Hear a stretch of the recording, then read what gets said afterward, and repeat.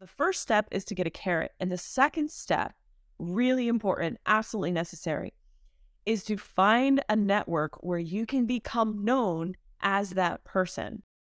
So I have another client, right? And she is looking for her carrot right now. She's in our community. She's a finance expert. There's a bajillion of them.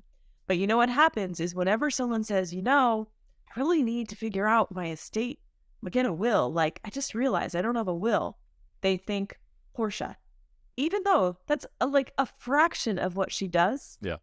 she gets called to mind. And that's really important. You need a carrot and you need a community in which you're the king of that carrot.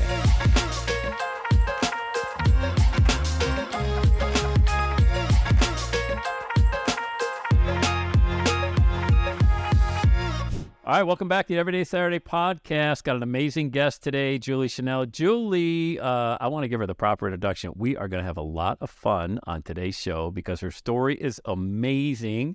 We want to talk about adversity. We want to talk about overcoming obstacles. Julie may have one or two stories to share with us, I'm guessing. Julie, welcome to the Everyday Saturday podcast. Great to have you. Sam, thank you so much for having me. I'm excited to be here and to talk, adversity. It's such a fun thing to talk about in hindsight. Yeah, looking back. Now, I didn't give her nearly the proper introduction. She's a digital marketing expert, a coach, built a multi-million-dollar brand. And I want to make sure I got this right. All right. In the middle of a divorce while pregnant. Is that true? It is. Yes. I want to say the multi-millions didn't happen right in the divorce and pregnant, but yes, that's when I began my brand. And within 3 years, there was that. Yes. All right. I've got questions, Julie. Sure. I've got questions. I mean, there's no way I could throw that out there and not follow up with questions. Wow.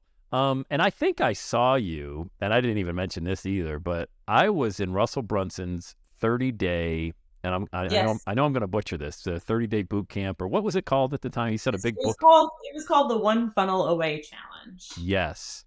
And I've been a ClickFunnels customer for forever. I love it. I follow Russell on social media, love him. And I saw you.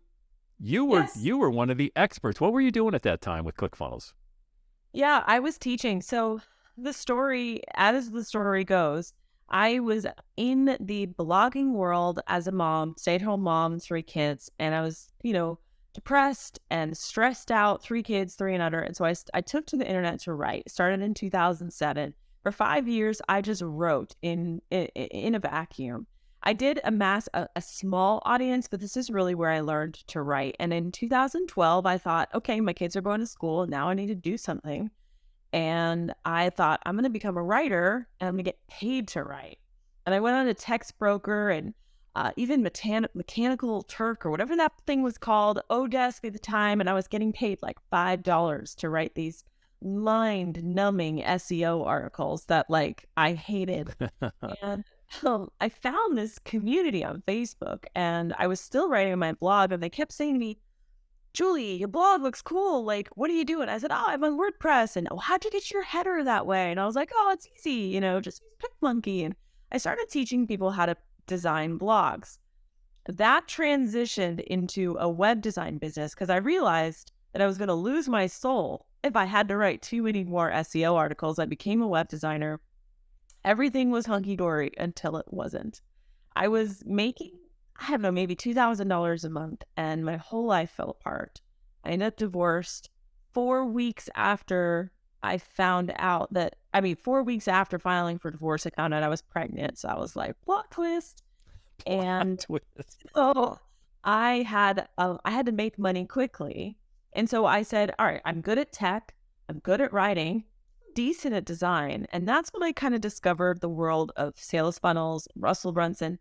And instead of charging $1,000 for a website, I could charge $5,000 for a sales funnel. And so I did that for a couple of years and I was really good at it. And I got some notoriety as a sales funnel builder. And that's when I got the attention of Russell Brunson.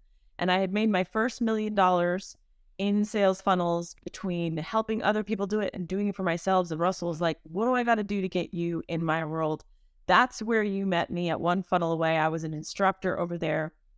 And I was with them for about 18 months before I left to continue building my own empire.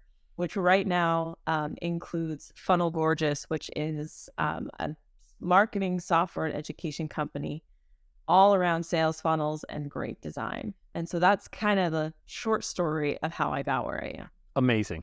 Absolutely amazing. And we want to make sure that at the end of the podcast, we give everybody an opportunity to connect with you.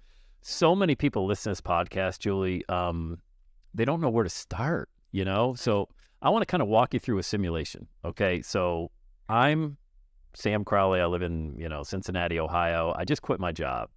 I got 50 grand in my 401k and I got about a 6-month runway before I run out of savings. I don't want to go back to my job. You make that sound easy. I know it wasn't easy. Nobody with a brain would ever think that what you did was easy. But if you were to walk me through just kind of a simulation, I'm scared out of my mind. Yeah. Julie, I'm not an expert, okay? I am not a quote unquote expert. Nobody would ever pay me $5,000 for my intellectual property. I just do what I do. It comes easy to me. Help me. Where do I even start on day one after I quit my job? What would you suggest somebody starts doing, whether it's mindset, learning? Where do you go in that first day and the first 30 days? Yeah, it's a great question. So, number one, chances are you do have monetizable expertise. You don't realize that you have it. And that's because the things that come easy to us, the things that we do with our eyes closed, we think are normal. It's like, I think it's normal to have a right hand, but to someone who doesn't have a right hand, it's a magic superpower.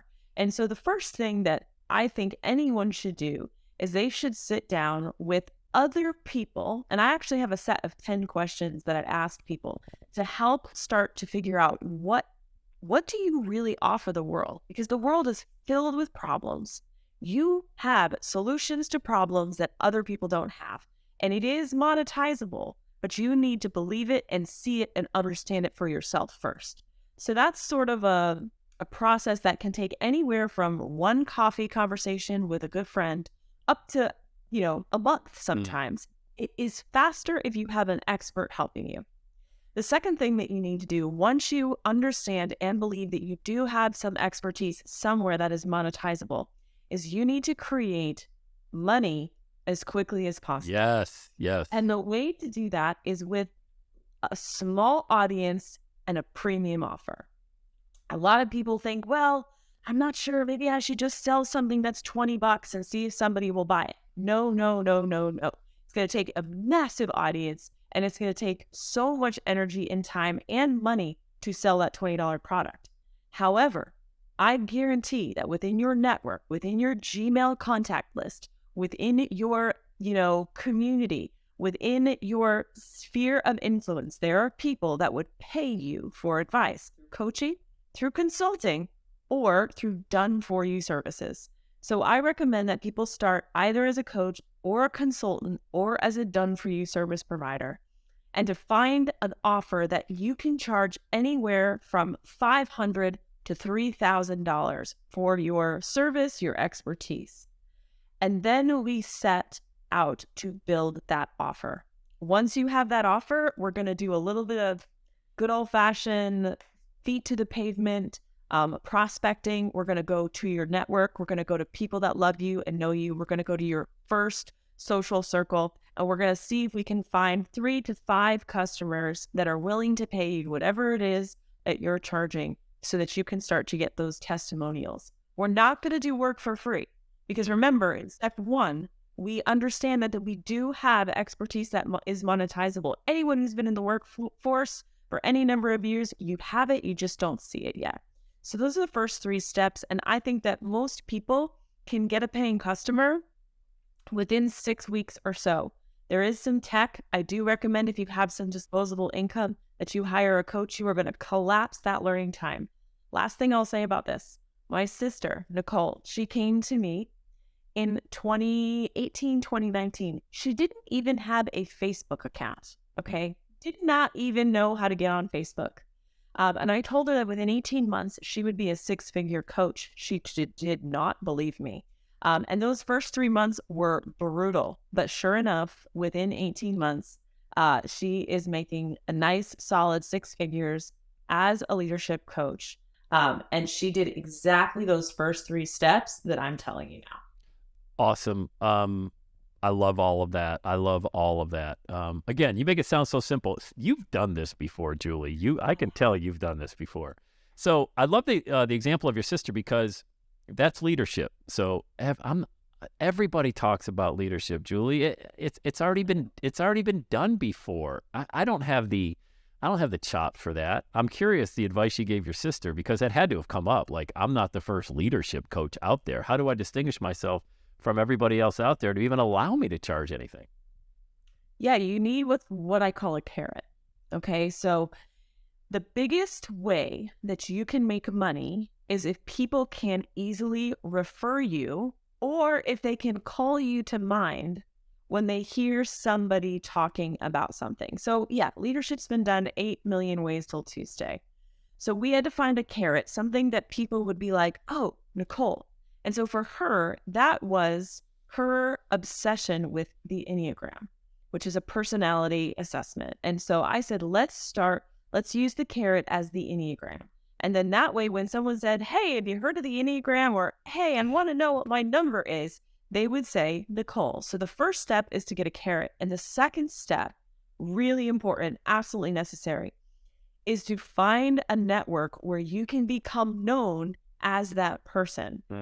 So I have another client, right? And she is looking for her carrot right now. She's in our community. She's a finance expert. There's a bajillion of them.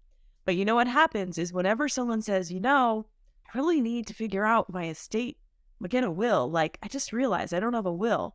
They think Portia. Even though that's a fraction of what she does, Yeah. She gets called to mind. And that's really important. You need a carrot and you need a community in which you're the king of that carrot. The carrot. I've never heard of the carrot. I've never heard of the carrot. Trojan horse. I don't know. You could use all kinds of analogies there. No, but the visual is so perfect. You need the carrot out there. People, when they think of me, of everything I do, they podcast. This is this guy that's been screaming into his cell phone in his car in a Dunkin' Donuts parking lot, which is, by the way, how I podcast when I'm not on a video here. From my car in a Dunkin' Donuts parking lot. So I think podcast, Sam Crowley. It totally makes sense. Now, I imagine a lot of the individuals you work with probably don't have huge social media followings. They probably don't have, 30,000 followers on Instagram or a big Facebook group. That seems to be kind of a bugaboo there, Julie, where people get caught up in, well, I'm a nobody out there. I mean, I don't even post on social media. How do I even get any momentum there? How would I even get noticed in all the noise? Well, there is a lot of noise. There's no question about it. I would recommend that you pick one platform that you're willing to commit to.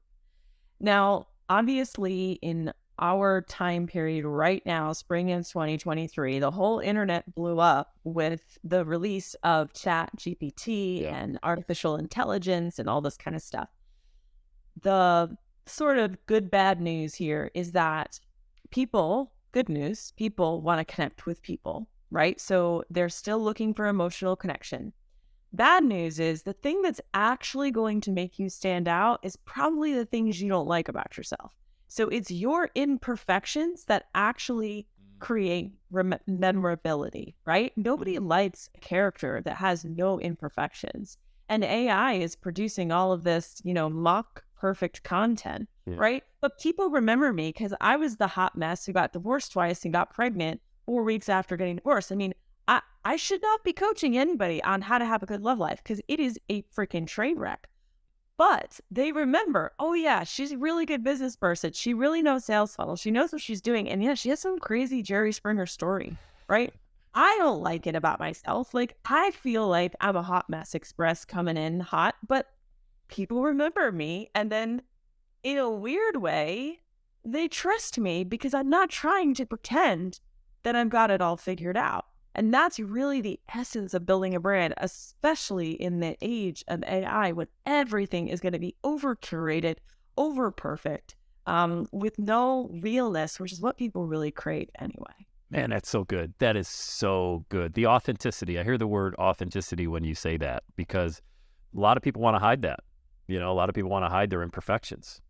They do. Or authenticity becomes trendy and they think that means a vulnerable share. the way you know you're being authentic is because you don't want to rewatch it later. Like, you're like, that was uncomfortable to share and to say, but that's usually the very thing that the people want to hear. If you can tout around your vulnerability and be like, oh yeah, look at me being all vulnerable, chances are you're not being vulnerable. It's fake authenticity at that point. Exactly. Like you're putting a little bit too much out there, and it's not. Yeah, I get it. And you don't want to watch it back. I like that even better.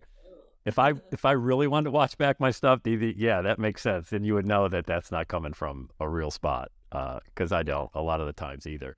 So that is when you think about everything that you just talked about, and I think, all right, I'm with you, Julie. You got me. I'm almost there, but I don't want my friends and family to know what I'm doing. I don't want the criticism, man. I just can't. I don't want that. What's the mindset behind that? Because once you put yourself out there, Aunt Edna and your brother-in-law and people in your family who are going to laugh, mock, and ridicule you are all going to see your content out there and be like, what? Julie, you are not a marketing expert. You're a hot mess. Is this the same Julie Chenell that I know? What's she putting herself out there for? How do you deal with that in your mind when you're getting that criticism from really your inner circle? I mean, Jesus said a prophet is not honored in his own town, right? So, like, if Jesus isn't getting out of it, you sure as hell aren't getting out of it either, right? Like, nobody is going. Yeah, I know. Welcome. There's your first mission, if you choose to accept it, is to handle the ridicule of friends and family. I mean, yeah, there are ways that you can get around it. There are ways you can, like, start a TikTok account and all Edna's on TikTok and you'll be all good. But the truth is that at some point you're going to have to face this, and you're going to have to face what people are going to say, what people are going to do. And a lot of that is fear-based scenarios that don't actually come to pass, because more and more people understand the gig economy. More and more people are starting to recognize that there are lots of ways to work. I think if you have a strong elevator pitch, you have a strong belief, you have a strong goal in mind, yeah, you're going to get jokes and teasing. But you know what? Your friends and your family, they may actually be your first evangelists. But you're never going to find that out if you don't take the step forward. I got to be honest, like, my kids are teenagers. They watch me on social media and they're just like, Mom, oh, God. Like, everybody loves you. You're such a pain. Like, and, I deal with it constantly from my kids, right? And my mom, she'll type to me. She'll be like, Julie, did you really have to say that way? Because, I really think, and you just have to sort of get a 1-inch square piece of paper, write the names of the people that you are going to get feedback from on that 1-inch piece of paper. Shouldn't be bigger than an inch. Otherwise, it's too many people. And everyone else, you just nod and say thanks for your feedback. Boy, that comes up a lot. When I thought I had Hal Elrod from the Miracle Morning on the previous podcast, and he was talking about Brendon Burchard says you need a maintenance friend list and you need your inner circle friend. And the maintenance friends are Christmas and Thanksgiving, send a text, LOL, how's things going? But the real inner circle, you are very stand guard at the entrance of your mind. You know what I mean? And the only people you allow in. Yeah. And it shrinks. The more popular you get, the circle shrinks and shrinks and shrinks. Yeah. And as the father of 4 daughters, I can totally resonate with embarrassing your children by being on social media. So I have a 22-year-old, an 18-year-old, a 17-year-old. The 8-year-old still thinks I'm cool and listens, to a podcast or sees me on video. That's my daddy. The other ones, not so much. Yeah, my kids are 7, 15, 17, and 19. So I have a similar spread of 2 boys, 2 girls, and the 7-year-old thinks I hung the moon, and the rest of them don't want anything to do it. Yeah. I totally get it, man. I get it. So I had a client once. This was many years ago, and I'm going to bring this story up because of what you shared so far. So great lady. She was, let's just say she was in her late 40s when I was working with her, and she had just found out that her husband had an affair with the neighbor, and they were good friends, and it crushed her, absolutely crushed her. And she told me, Sam, it was like I was laying in bed, and I was staring up the ceiling fan, and it was 12 noon, and I'm a go-getter, and I get out of bed and up and at 'em in the morning. I mean, I got 2 kids. I'd never waste a minute of my day. I couldn't get out of bed. It felt like my legs were telephone poles. That's how much I just could not move. And the goal for me on day 1, after I just got hit with that cinder block, was to just get up and get going and get some kind of momentum. So, we launched a podcast, and she found her voice, super inspiring lady. I mean, just an absolute awesome individual. I'm curious, going back to your days, of what it was like mindset wise, of how you possibly could get up, get moving. I know the purpose was probably there because you have mouths to feed. Maybe the answer is, I'm going to let you answer. Maybe the answer is I didn't have a choice, but how do you get into the mindset after going through the storm like that to get back up and say, I gotta do something? I mean, that just takes an incredible amount of commitment. I mean, wow. What was going on at that time in your mind? Well, I got to do it twice. So the first time I had no choice, and the second time was a little bit harder. The first time that I got divorced in 2014, I had no choice. I needed my children in my house with me. I had been just a stay-at-home mom and this side gig web designer, and everything was fueled by this adrenaline of like, what do I have to do to have a stable home so I can take care of my kids? And it took me, I counted 547 days to do it, right? It was like, that's how long it took me before I felt like I could have my kids, I could get them home, the whole thing. And so in that scenario, I used just adrenaline. That's what I used. When I got divorced, which is very recent in 2022, from my second husband, it was a very hard ending. I had the telephone pole experience, not because of infidelity, just because I couldn't get out of bed. I learned that a bad day is still only 24 hours, that every single feeling, no matter how painful, does eventually fade. So what I learned was that my resistance to feel actually made it longer. And then if I felt a wave of grief or pain or sadness, the very best thing I could do was actually just to sit in it and let it ride like a wave, like a contraction. If you're in labor, women listening to this podcast, like there's no sense in fighting it. You might as well just let it, because it will abate. The next thing I did was I got a little pad of paper, like the ones the police officers put in their pocket. Yeah. Look at like 50 cents at the gas station. Yeah. Every day you just write 3 things that you're going to do. Now, it has to be, you have to think about this. For some people, it might be eat breakfast, get dressed, walk the dog, right? It might just be those 3 things. And now you get to say you checked off those 3 things. The 3 things for me were keep my kids alive. That was number 1. They didn't even have to be doing well. They just had to be alive. That was the goal. Number 2 was I had to talk to my one-on-one clients, because those were my bread and butter. Those are the people that have committed to me. I've committed to them. So I needed to get up and I needed to have conversations with them. And then number 3 is I had to create 1 piece of content for my other business, Funnel Gorgeous. A lot fell by the wayside. I like a lot of things that I couldn't even mention here, but I did those 3 things and I let myself have my feelings. And I would say within 2 to 4 weeks, I was able to get up and work every day after that divorce, falling out. And within 3 months, I was having a bad day maybe once every 2 weeks or every 3 weeks, but otherwise I was back in momentum.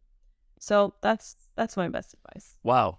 That's awesome. And congratulations. I mean, that's pretty incredible to be able to do all that. I think, your thoughts about the word comfort zone, I guess that's 2 words, but the thought about some people, at least it's my perception, they don't succeed because they're just too comfortable. What you described was, this must happen.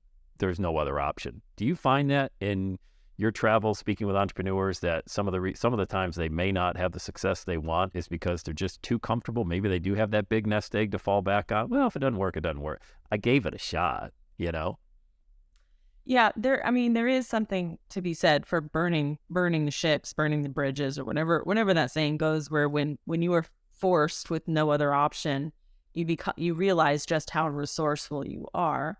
I say that with a little bit of hesitation, just because I don't want people being like, all right, I'm going to quit my job today. I've got no nest egg and no plan. Right. Because I've seen people do that, and that can sometimes also be a disaster.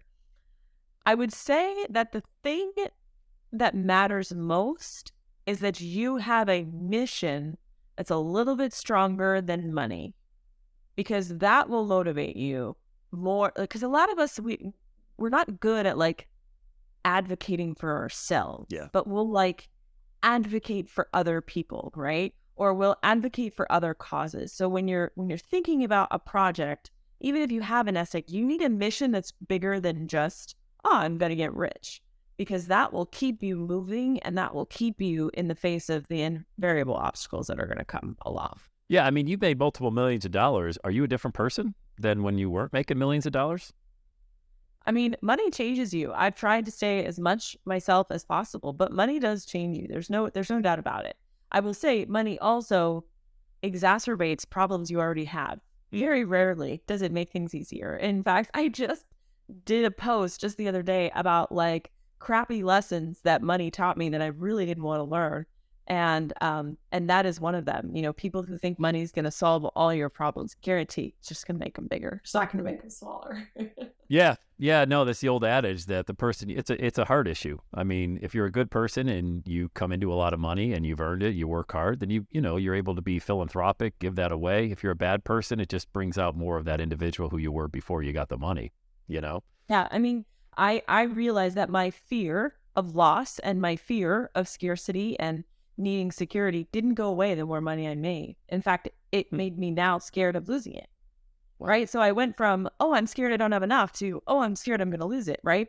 And I just traded one fear for another. So I was like, well, I maybe have to deal with that fear because that fear isn't going to go away no matter how much. And I will say that I have conquered that fear in many ways because, and this is a hard tale to tell.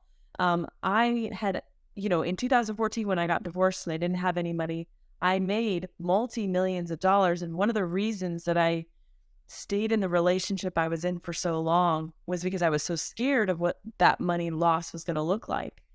And in my second divorce, which was, it's really bad relationship, wasn't a great relationship, I had to come face to face with losing half of all that I had earned. And I will never forget. And I had a check. I have this little Encanto backpack I wear because I'm really 6, even though I'm 42 and I love Disney. And so this is my purse. And I had to go to the bank and I had to go get a check for basically $478,000. And I had this check in my Encanto backpack and I had to hand it to someone.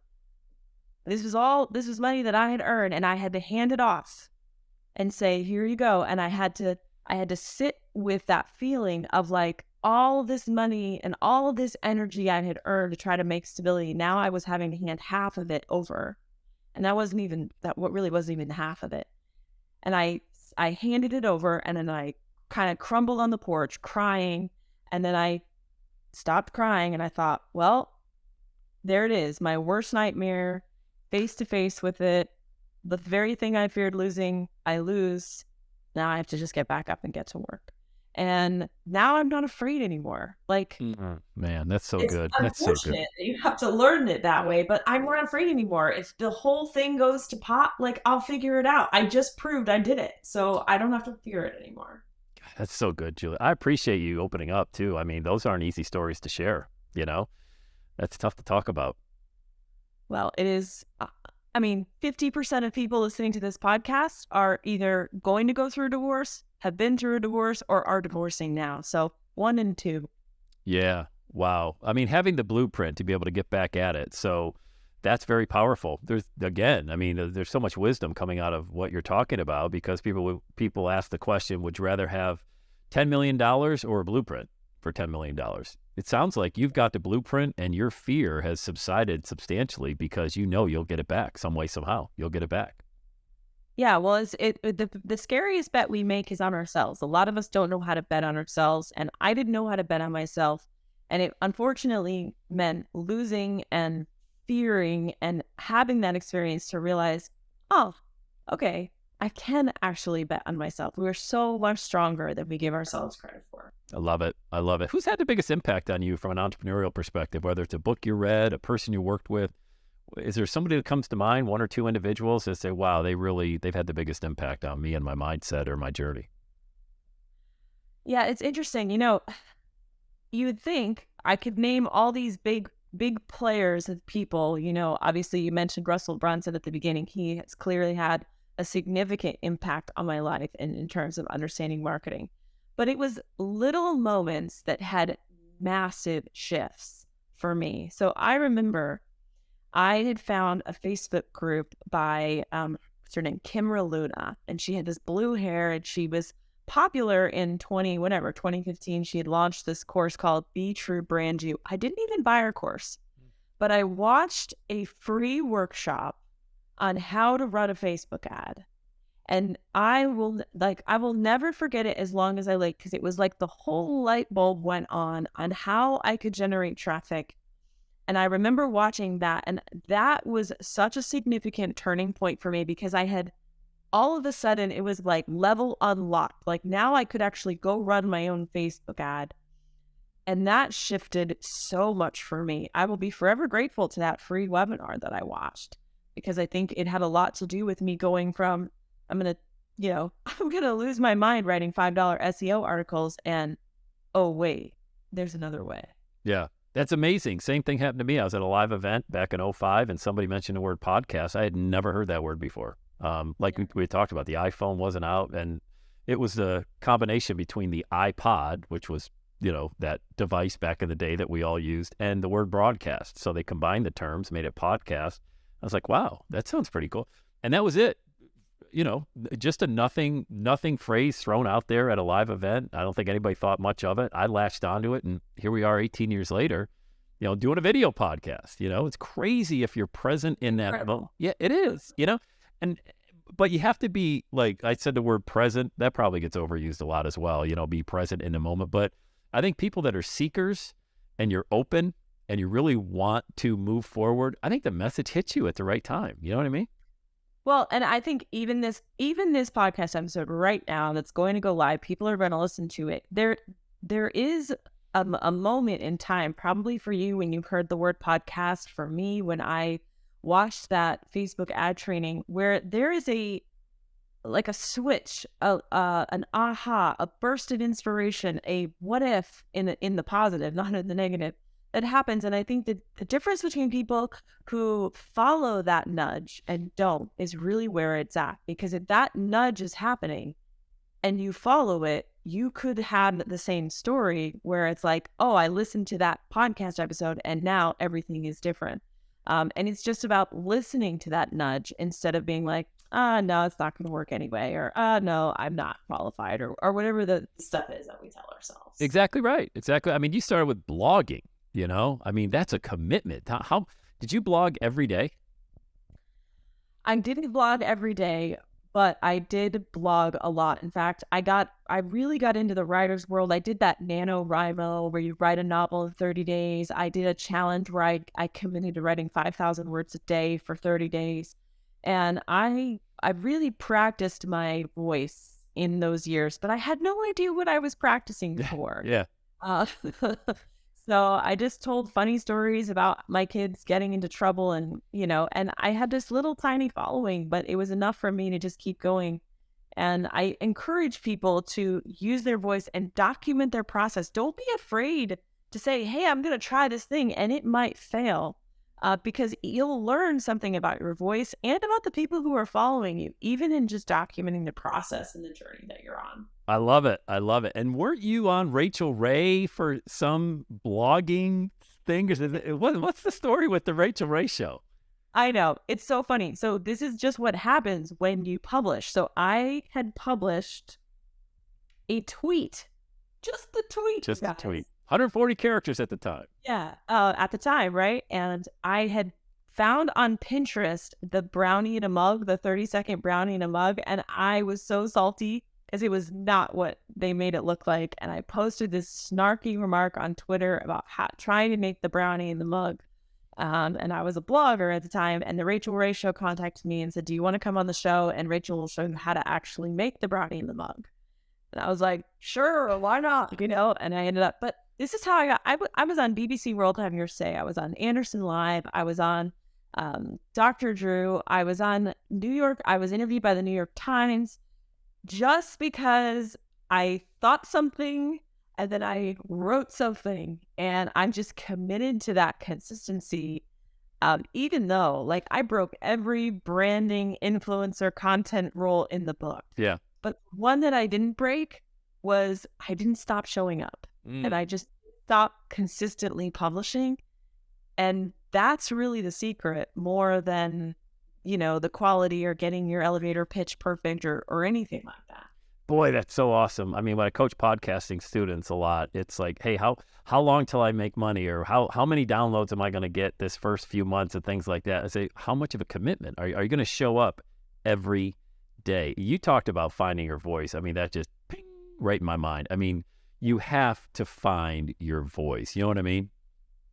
Yeah, it's funny. I've been in a little bit of a dark night of the soul the past couple months. And so I found that in a couple of years ago, I was a little bit more spicy and I was a little bit more feisty. And as I've gotten a bigger audience, I've gotten more haters, which then makes me kind of like shrink back a little. Yeah. And so I've been in kind of I don't know, just like in a funk because I've got, just my life is always a hot mess. You can just assume that. She's successful in business, but her personal life's a mess. Okay, fine. So I was almost not going to publish because I was like, it might be too spicy, might be too snarky, might be too negative.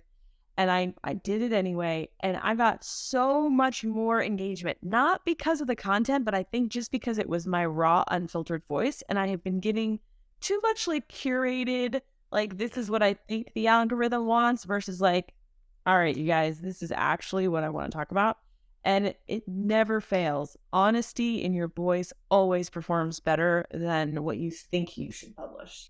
And amen to all of that. We all worry about the keyboard cowboys out there because when you start getting a little bit more of a following, it's just a numbers game. You're going to get people who, for whatever reason, I mean, I'll do a YouTube short on the power of faith, and I'll have somebody just put me on blast mode. I'm like, dude, this was just a positive 60-second video. Where did you find the negativity about that? But then I just minimize, move. I don't even block it. I just like, that's interesting.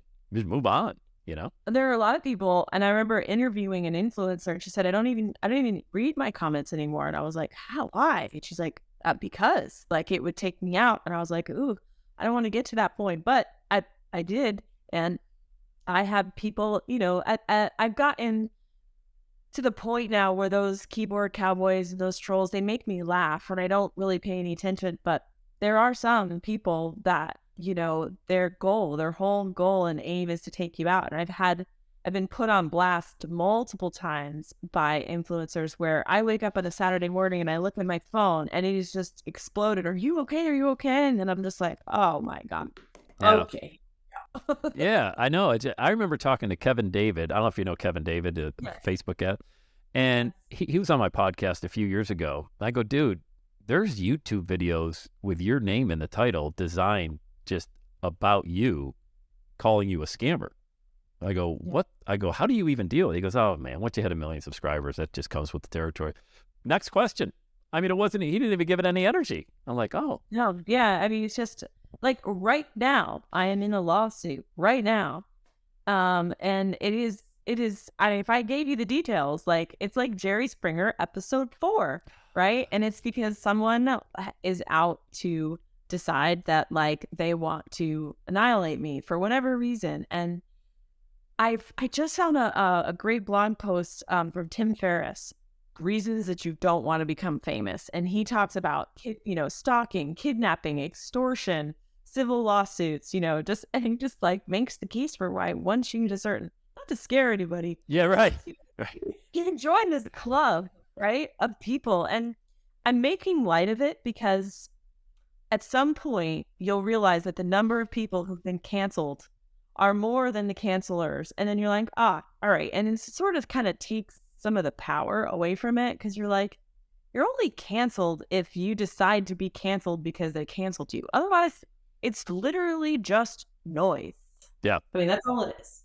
It really is. And it can be very difficult to navigate in your mind. I think the more of it you get, probably the more impervious you are to it because you need some experience with that. It's a chicken or the egg thing, I don't want it. Well, you have to have it in order to know how to deal with it, Yeah. Well, and I think about like the people in my world or the people we see online or even like super famous people, presidents or Ellen DeGeneres or like, big celebrities. And like, if they have millions of haters, I think I'm going to be okay. Yeah, I think I'll be all right. I think I'll be all right. And again, not to scare anybody away from going for your dream and making a lot of money and everything like that, but you do have to be honest with people and let them know, and also prepare them. I think that's a great preparation tool, is to say, look, careful what you wish for, but when you do get there, this is how you deal with it. I mean, that's pretty simple. Yeah.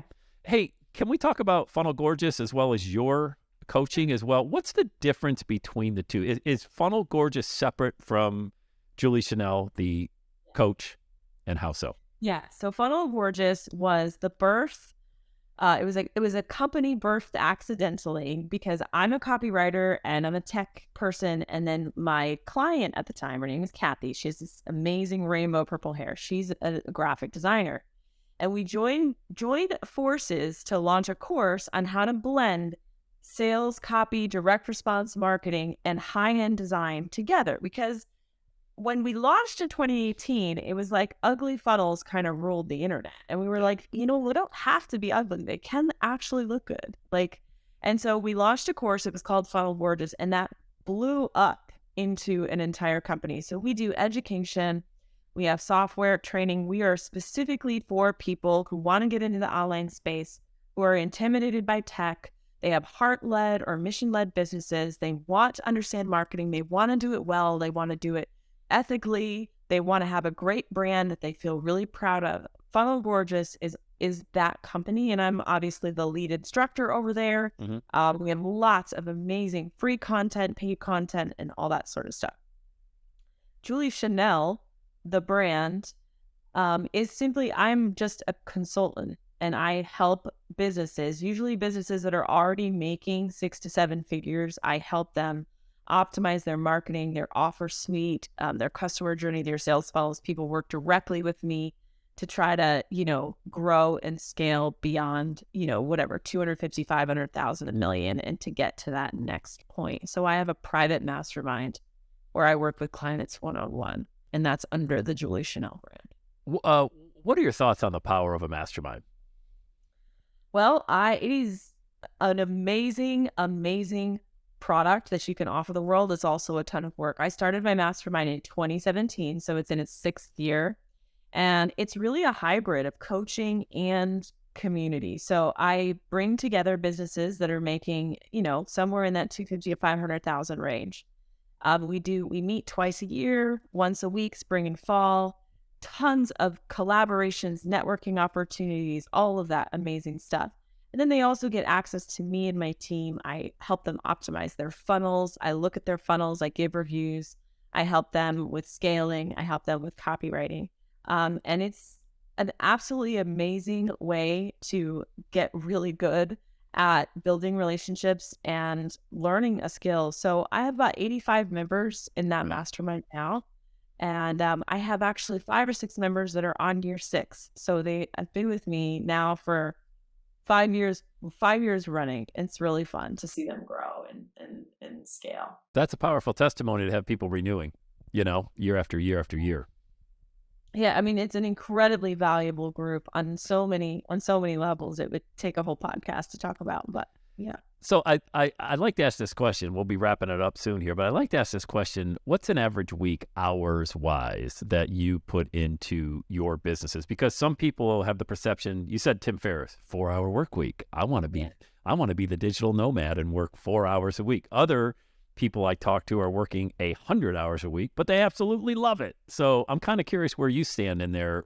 An average week for Julie Chenell, how many hours do you dedicate to your businesses? Yeah, never, ever has it been 4. I know, right? Yeah. Ever. I would say, I mean, obviously I have 4 children. So I have a lot of responsibilities. I am going to start by saying that I have a lot of help. I have a full-time house manager and a full-time personal, an executive assistant. So I have 2 full-time people whose only job is to keep me moving. Yep. So I don't want to send some message here that I'm superwoman. I usually start work around 8 a.m. And I would say that the hours of 8 a.m. to 11 a.m. are my most sacred time. This is where I'm creating content, writing courses, working with clients. I usually take a break. I try not to eat lunch at my desk or late breakfast at around 11. And then from 12 to 3 is usually stacked with meetings, podcast interviews, all administrative stuff. at 3 o'clock. I try to wrap up in my office. I go get my kids. I still do work sometimes in the Mhm. evenings, puttering around on social media, writing blog posts, things that, I want to do while I'm, watching TV or what have you. But I try not to work on the weekends, and I try to go on vacation a couple times a year. So it's a full-time schedule, but it's flexible. Yeah, yeah. I didn't even ask this question before. Did you ever have a job, a like a real job that we all think about, where you go in before you became this ultra entrepreneur? So I did. I mean, I was always doing gig stuff when I was a young mom. I was a piano teacher. I was a youth group leader. I Oh was wow. a worship director. I did a lot of stuff in like my church and things like that. When I got divorced in 2014 and I got pregnant, I did go work full time at a college for 9 months to get health insurance. Oh okay. I needed to have a baby. Yeah, yeah, A little inconvenience there. yeah. And so I did work full time at a university doing marketing. I would come home, I would take a nap, and then I'd start moonlighting. That was a year I never, ever, ever want to repeat. And then I quit. I went on maternity leave and I quit at the end of my maternity leave, and I never went back. I did become an employee of ClickFunnels in 2018 Oh, uh, okay. for 18 months. But it was on the stipulation that I could keep my $1 million business on the side, and he was okay with that. So that was another year that I probably don't want to repeat. Working basically 5 a.m. to 11 a.m. in my business and 11 to 7 on mountain time for ClickFunnels. I was about a year of working 12-hour days. Wow. Then That's wild, man. That is just such a great. I love this interview. I love it. I love everything about it. Just your ability to stay in the game and then just absolutely crush it. And the value that you're giving back, Julie. I mean, giving people an opportunity to really, take advantage of this intellectual property they have, this service they have, understand what that gift is, and help them go on and make millions as well. It's funny, the Russell Brunson story. My claim to fame, I guess one of them is Russell Brunson actually bought my product back in 2009. I had a wow. I had a personal development launch, and the name Russell Brunson came across, and I knew him, but ClickFunnels wasn't around. He was an internet marketer. He's running. We were all doing product launches. You mail for me, I mail for you, mail for you, mail for me. Everybody's mail for. And then Russell bought my product. I'm like, I'm gonna save that receipt from my merchant account because. I mean, can you believe the stratospheric success with ClickFunnels? I mean, you talk about big money, big problems. I'm not so sure I would want Russell Brunson's life style or business at that level. I don't think I could handle it. That seems to be Yeah. just for the 1% of the 1% of the world. I couldn't handle that, I don't think. I mean, having worked there, it was chaos at quite a level in terms of just like running 1,000 miles an hour. I mean, I think Russell's gift to the world is clearly his marketing genius. I mean, I think he's always going to be an amazing marketer. He's always going to have a million projects. I think it's a very different game than running a software company. And you can see now he's constantly got his hands, he's in Dan Kennedy and other things he's launching all the time. I mean, marketer's going to be marketing, and that is really his gift to the world. I definitely think that, yeah, the ClickFunnels software is a big burden to carry on your back. There's no doubt. It is. It would just leave me awake at night. It's just, I don't even know if I'd ever sleep just thinking about something going on that big. But hey, Julie, this was amazing. I really enjoyed meeting you. I loved having you on the podcast. And I really want to honor your time. I just want to thank you for carving out some time for our Everyday is Saturday community. Podcast goes live all around the world. It's going to live on for a long, long time. And I just wanted to say, number one, thank you. I very much appreciate you showing up and being so awesome on the show today. Secondly, how can our audience find you online? Where's the best place they can go?